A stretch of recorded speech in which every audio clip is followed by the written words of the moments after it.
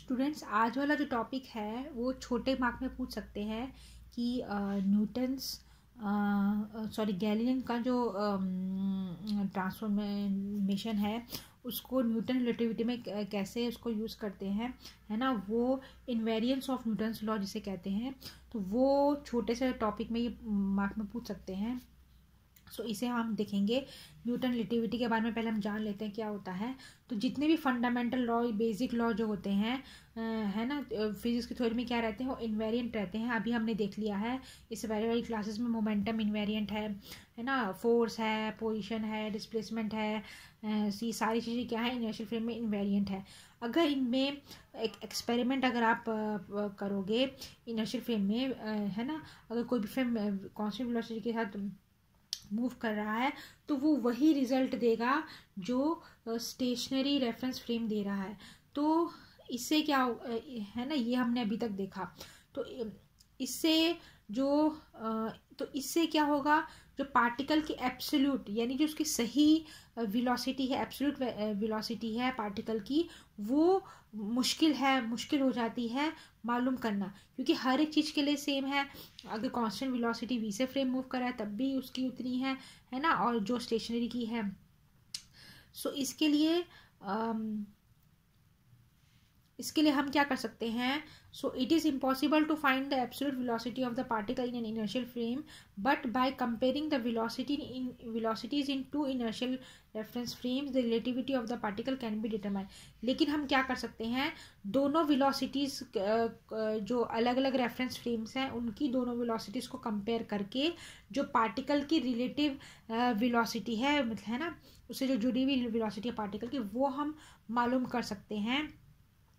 सो इस थ्योरी को क्या कहा जाता है, न्यूटनियन थ्योरी ऑफ रिलेटिविटी कहा जाता है। सो इसके बारे में थोड़ा डिटेल में पढ़ेंगे। सो इन्वेरिएंस ऑफ न्यूटन्स लॉ के बारे में हम देख लेते हैं। तो न्यूटन्स ने जो है 3 लॉज ऑफ मोशन डिस्क्राइब किए थे। तो पहला लॉ है, उसको लॉ ऑफ इनर्शिया भी कहते हैं। तो फर्स्ट लॉ क्या कहते हैं, if a body is at rest it would remain at rest, and if the body is in motion it would be moving with the same velocity until or unless no external force is applied on it. तो if force is 0, acceleration is 0 और velocity is 0 और constant। ये पहला था। Second था, उसको law of force भी कहते हैं।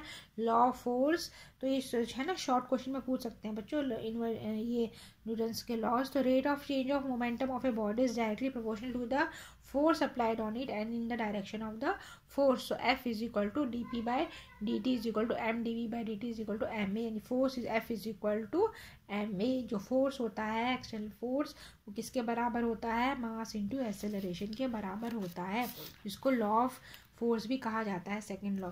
थर्ड है, इसको लॉ ऑफ एक्शन भी कहा जाता है। For every action there is equal and opposite reaction.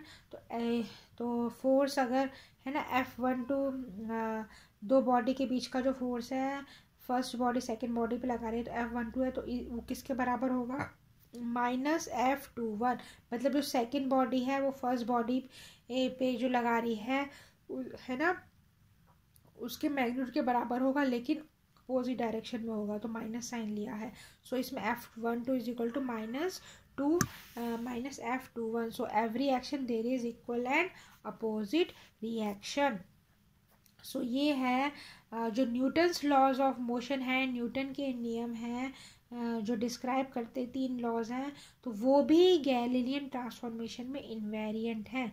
तो वो हम देखेंगे।